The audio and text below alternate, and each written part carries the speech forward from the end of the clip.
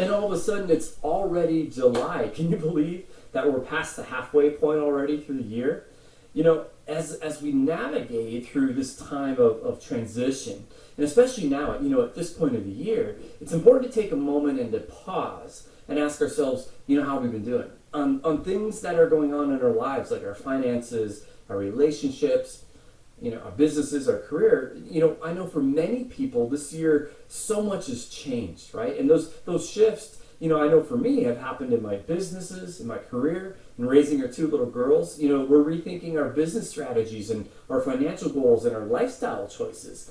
And as the world reopens, it's also time to reevaluate how we choose to invest our time and our money and our energy over the remainder of the year, right? So we don't get swept away with the business of returning back to normal. And so for this week, I encourage you to consider the same kind of framework, right? Evaluate how the first half of the year is gone, and let's prepare for the second half. In a framework I'll have you employ here, think first about how's your progress been, right? And I know in my coaching practice, I encourage my clients to implement this practice and focus around their goals and the people in their life and their career, to look at their finances, right, as some starting points. And ask questions like, you know, how have I been building and cultivating my personal and my professional relationships, my network, right? And what else do I need to do to strengthen them? Because at the end of the day, your network is your net worth, right? So remember to emphasize this in your personal and your professional life.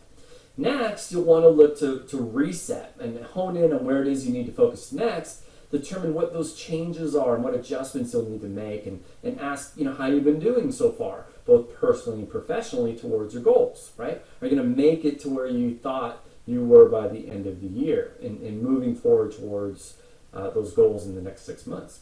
And then finally, determine, you know, for the remainder of the year, how do you need to hit the reset button and let go of some of the things that have been distracting you and focus in on the things that you need more of, right?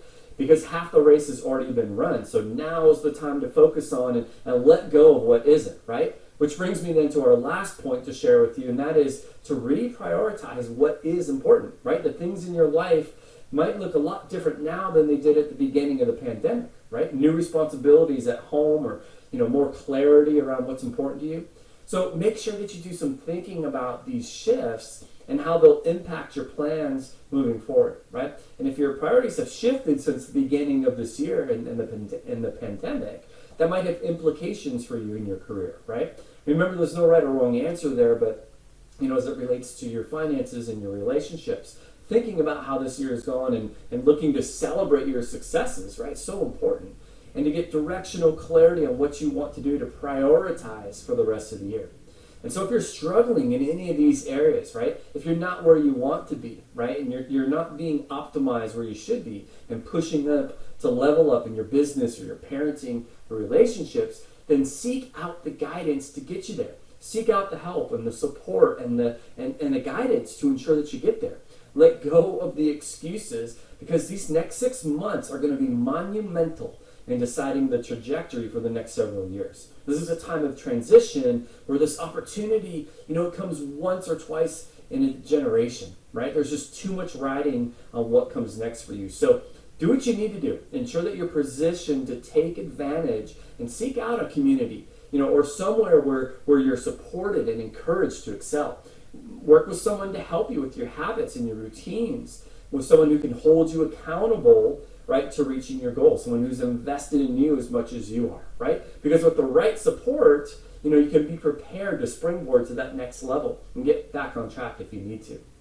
The pandemic has shown us that, you know, a lot's out of our control, but we choose, you know, how we choose to spend our time and our energy and our talents, those still remain within our control. So that's your Monday motivation for today, my friends. I'm certified high performance coach Damian Vanderberg, your coach for life.